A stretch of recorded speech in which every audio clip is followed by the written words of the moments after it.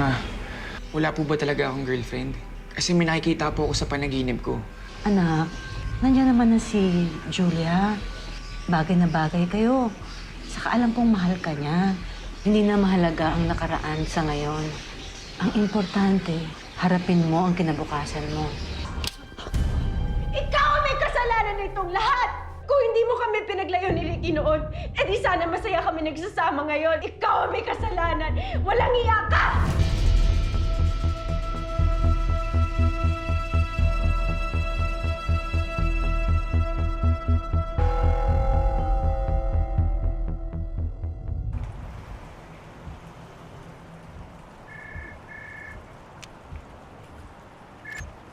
Hello? On the way na ako. Medyo malakas lang kasi ulan eh. Mahal, huwag kang paranoid. Okay, on the way na ako. Darating ako. I love you and I will marry you.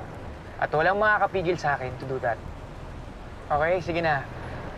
Magkita tayo. Bye. Love you.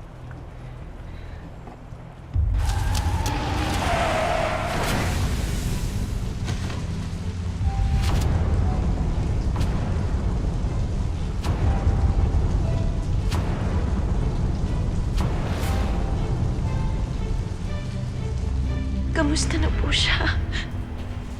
He is in a critical condition.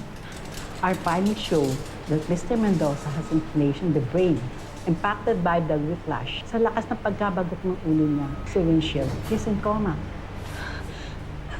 Ano pong mangyayari sa kanya? I'm sorry, pero we don't know if he will be conscious again soon. Salamat.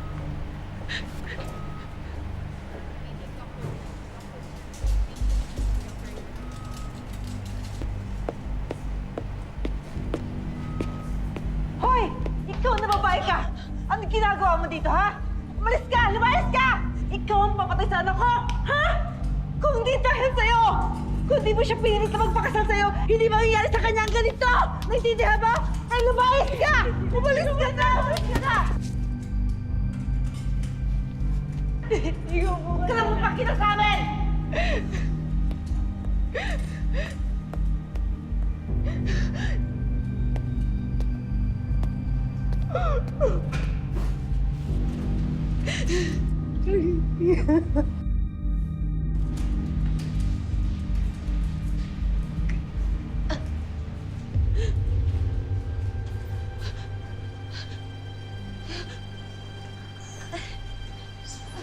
Miss, okay ka lang ba, Miss? Ano nangyari sa'yo? Ayoko. Nurse! Ayoko. Mama, ano po nangyari sa inyo? Ayoko. Ay lang po. You and Me Against the World, ang kwento ng relasyon ni na Ricky at Lara. At ang pinakatutol sa kanilang pagsasama ay walang iba kundi si Zenny, ang matapobreng ina ni Ricky. Pero isa lamang pala si Zenny sa sunod-sunod na balakid na hahadlang na makapagsama sila. Hahanapin ko siya. Hindi ako titigil hanggat hindi ko siya nakikita. Hindi ako papahayag na ilayo siya sa akin ng pamilya niya. Sorry, Lara, pero alam mo, kahit kapatid kita, kailangan na kitang prangkahin. Alam mo, hindi matatapos yung pag-ikot ng mundo mo dyan sa Ricky na yan. Ate, nakunan ako. Kailangan niya malaman to. Eh, paano niya nga malalaman? Eh, wala nga siyang malay, di ba? Alam mo, ayusin mo nga sarili mo. Mag-move on ka na. Baka hindi talagang para sa'yo yung si Ricky na yan. Ate, magiging okay si Ricky. Naniniwala ako at umaasa ako. Babalik kami sa dati. Sana nga. Kaso, umuwas na sila ng Maynila eh. Saan mo sila hahanapin? Mabuti pa kumain ka na lang muna. Sige na, para lumakas ka.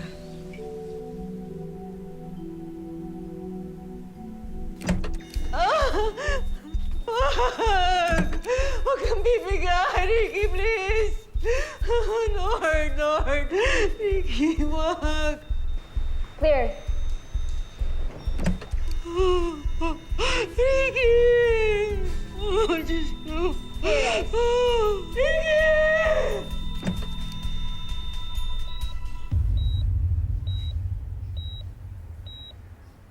Alright. Okay, we're good. We're good.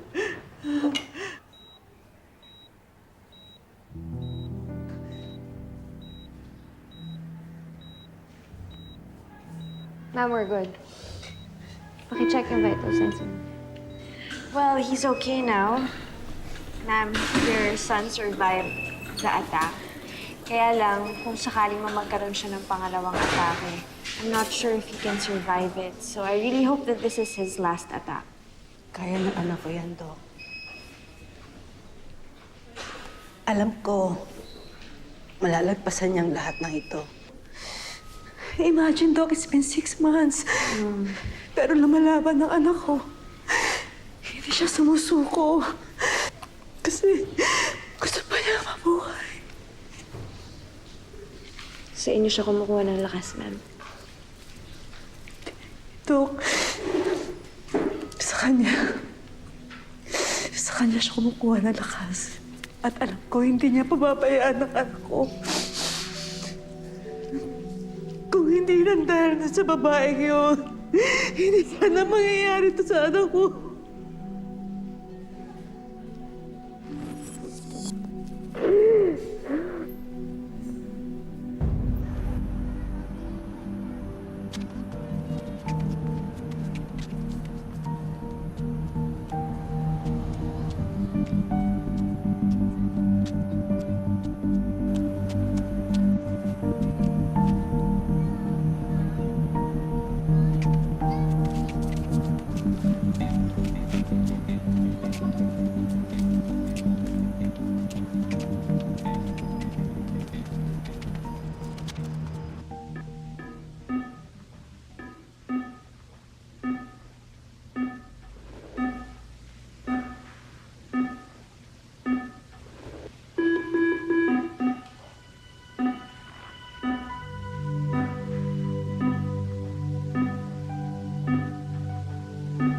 Oo.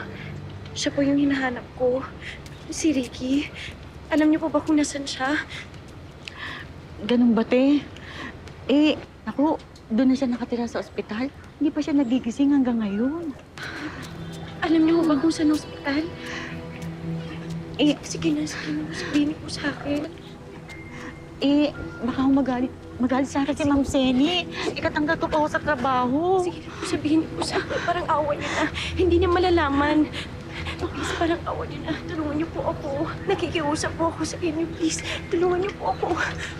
Nakikiusap ako.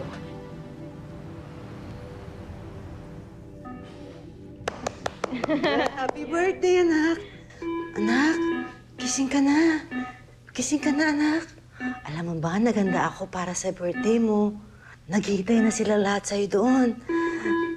Excited na sila makita ka, lalong-lalo na ang daddy mo. Gising na, anak. Ma'am, I'm sure he's hearing you and he's very happy where he is. Doc is my only child. No? Yes, ma'am.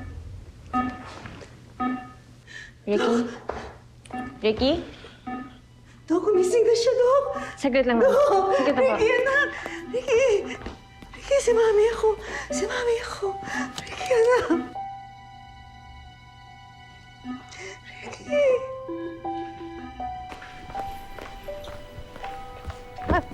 Oh my gosh, I'm so sorry. Doc, baka kilala niyo po itong pasyenteng hinahanap ko. Si Ricky Mendoza. Yeah, kamag-anak ka ba niya? Hindi. Ako po ang fiancé niya. Okay. Actually, nilipat na kasi siya ng ospital. Ng isang araw lang. Ay, ganun po ba? Saan pong ospital siya nililipat? Well, kung gusto mo, sumama ka sa akin, tapos ibibigay ko sa'yo yung complete address.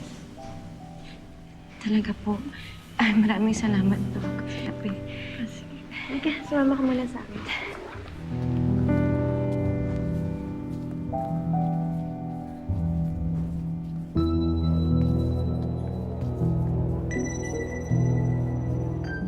Thank you, Doc, for understanding my side. Gusto ko lang naman yung para sa ikabubuti ng anak ko. I completely agree with you, ma'am, especially na delikado pa yung kondisyon ng anak ninyo. Well, he is suffering from selective amnesia, and you have to guide him very carefully all throughout. And kung pwede, syempre, balik niyo siya dito for therapy para mas mabilis yung recovery niya. Natutuwa nga ako, Dok, dahil hindi niya na naaalala yung babaeng yon.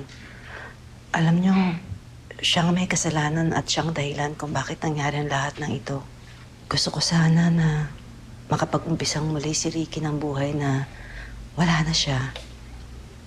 At papasalamat ako sa iyo, Doc, dahil inalagaan mo ang anak ko.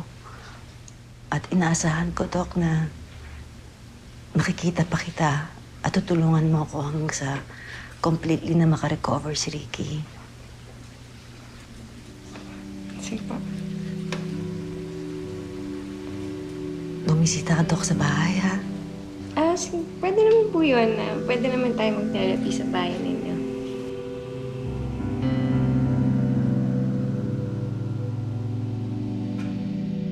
Naku! Ilang beses na ako nagbigay sa'yo. Pero pangako ka ng pangako. Hindi naman hotel itong apartment ko, no? Sige na! Umalis ka na! Nakikiusap po ako. Sige na! Umalis ka na! Ang dami mo ng utang sa akin! Umalis ka na! Alis!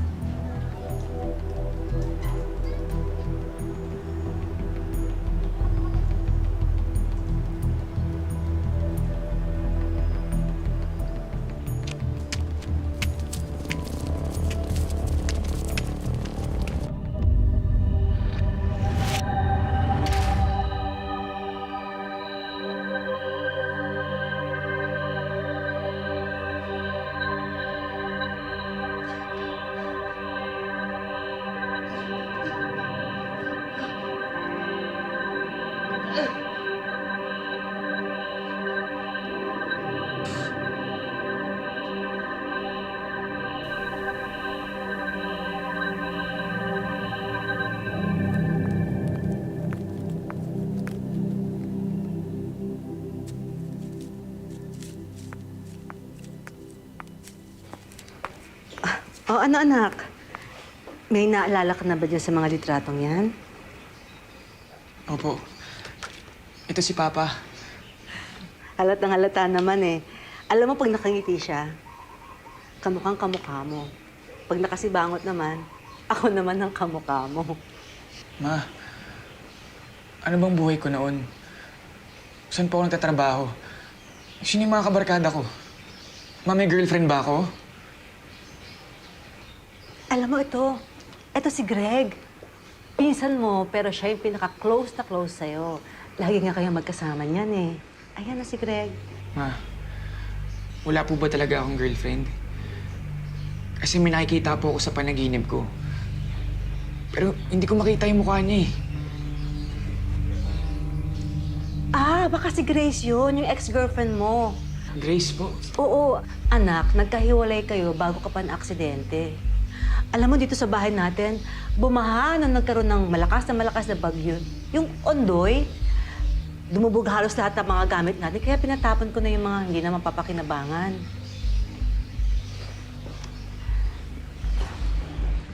Anak, nandiyan naman na si Julia. Inaalagaan ka niya. Bagay na bagay kayo. Dalaga siya, binata ka naman. Saka alam kong mahal ka niya. Si Mama talaga. Ang naaalala ko kay Julia, siya yung nakita ko nung magising ako. Oo, magaan yung loob ko sa kanya. Pero madami pa akong dapat na malaman sa sarili ko. Si Julia na ang bahala doon. Tutulungan ka niya. At alam kong hindi ka papabayaan ni Julia. Anak, hindi na mahalaga ang nakaraan sa ngayon. Ang importante, harapin mo ang kinabukasan mo. Malay mo, going to be with Julia.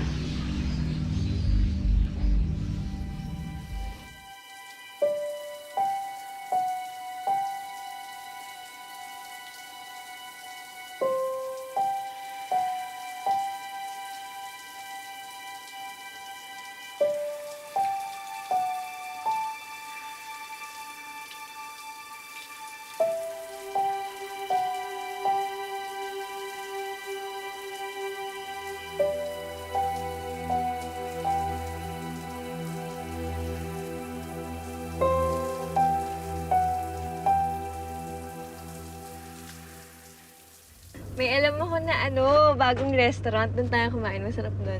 Sige, ikaw na bahala. Ricky, teka lang, Ricky!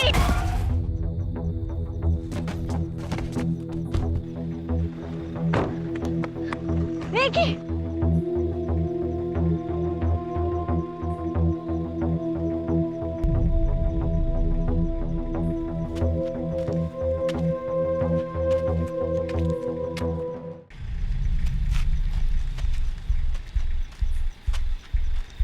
Dali na sa ospital. Tulungan mo ako.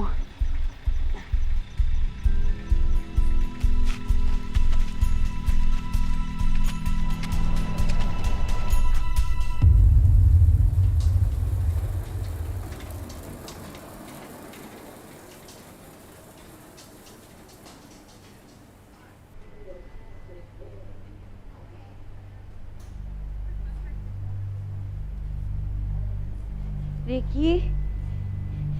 Ricky? Ricky? Miss, magpahinga ka lang. Nasaan si Ricky? Relax ka lang. Hindi, ayoko! Nasaan si Ricky? Sandali lang, miss. Ba't ayaw mo sabihin sa akin kung nasaan siya? Magpahinga ka lang. Kailangan mo magpahinga. Ayoko magpahinga! Nasaan si Ricky?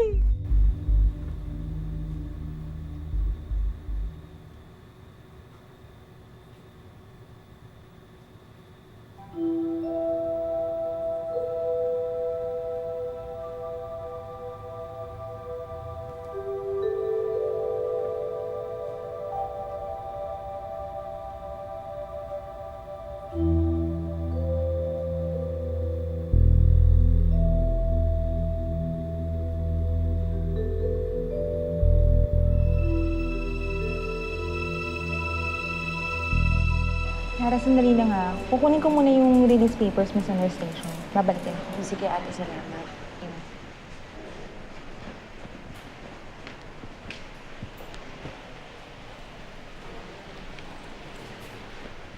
Miss. Ricky? Teka, miss. Kamusta ka? Okay ka na ba? Hindi mo ba talaga ako natatandaan? Pasensya ka na pero hindi talaga kita kilala eh. Ako ang mahal mo.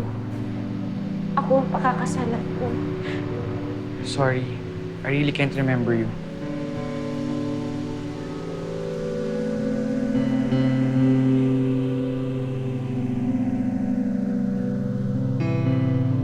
Tila kapalaran ay tutol na magsamang muli sina Ricky at Lara.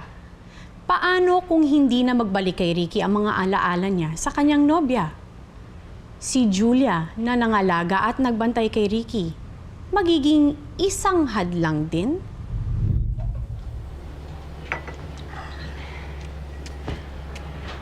Hi, sorry, late ako. First day ko ngayon sa trabaho eh. Congratulations sa bago mong trabaho. Salamat.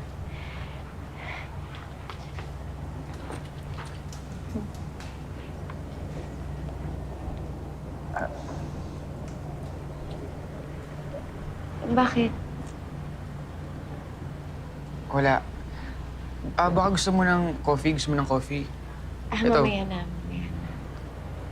Hindi ka ba masaya na magkasama tayo? Alam mo naman may asawa ako. Dati, ikaw ang naglalambing sa akin. Nagsaselos ka kapag may tumitingin sa akin.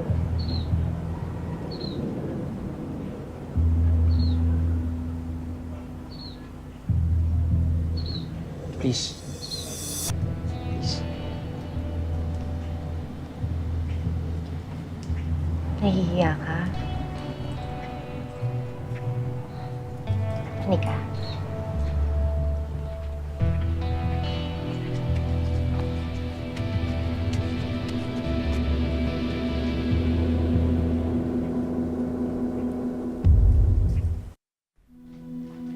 Dito na ba tayo? May surprise ako para sa'yo.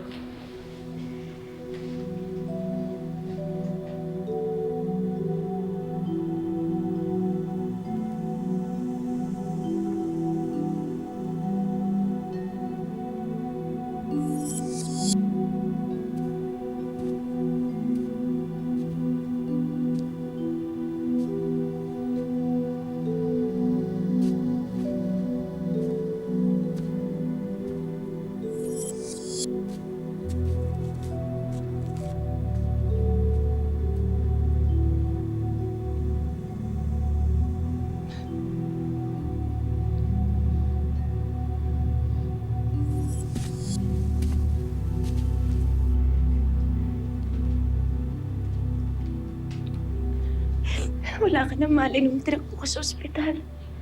Para ka na rin daw patayapan nakakumptos. Pero nakahanda akong magsakripisyo ng lahat. Lahat para lang maalagaan kita.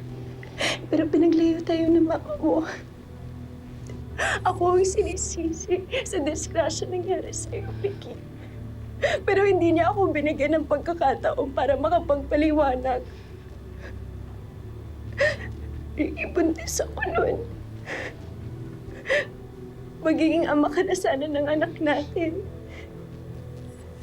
Pero pati yun, nawala rin. Nalahunan ako, Ricky. Tana, huwag ka umiyak. Kalimutan mo na yung nakaraan. Ang importante, magkakilala tayo ngayon. Mahal mo ba ako? Mahal mo ba ako, Ricky? Sabihin mo sa akin, mahal mo ba ako? Kinalimutan mo ako! Kaya ka nagpakasal sa iba! Wala akong kasalanan!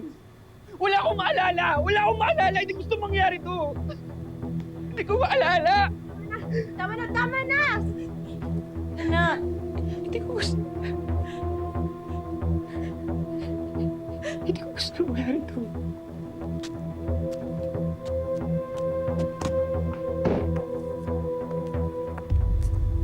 So this is your love nest. Julia, ano ba? Julia, tama na! Julia! Tama na! Ano ba? Julia, tama na! Ano ba? Julia! Hindi mo siya Please! naagaw sa akin! Ikaw ang nangagaw! Tama na, Julia! Ikaw! Julia! Ako nangagaw! Ikaw! Julia, tama na! Ano ba? Tama na! Julia! Tama na! Tama na!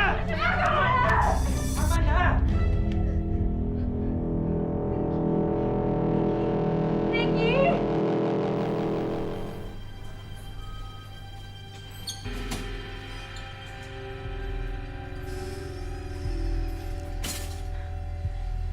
Ricky, anak, Ba? ano nangyari kay Julia? Ang apo ko, kamusta sila? Hinihintay ko po yung doktor. Diyos ko. Ikaw na naman? Alam mo ba, ikaw babae ka? Ikaw ang tinik sa buhay namin mag-ina! Tama na, Ma. Pag may nangyari kay Julia at sa apo ko, ikaw ang mananagot! Ikaw ang may kasalanan nitong lahat! Kung hindi mo kami pinaglayo ni Ricky noon, edi sana masaya kami nagsasama ngayon. Ikaw ang may kasalanan! Walang iya ka!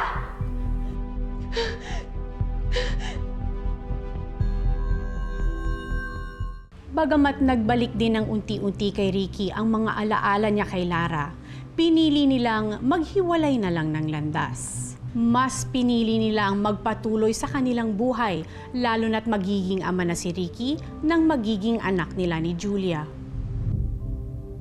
Dear Ricky, siguro kapag nabasa mo to, baka nakaalis na ako pa uwi sa Bacolod. Magpapahinga muna ako at mag-iisip kung paano ko itutuloy ang buhay ko. Hindi ko napipiliting ibalik ang pag-ibig na nawala sa atin. May bago ka ng pag-ibig sa ngayon.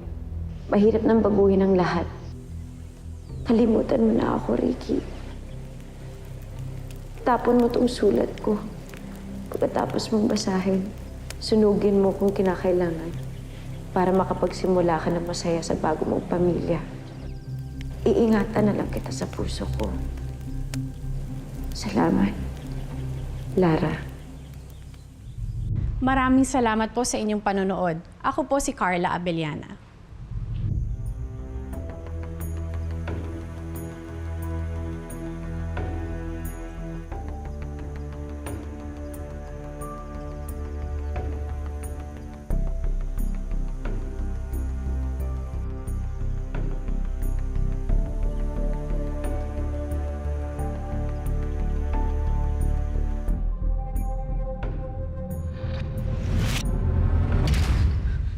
Lara.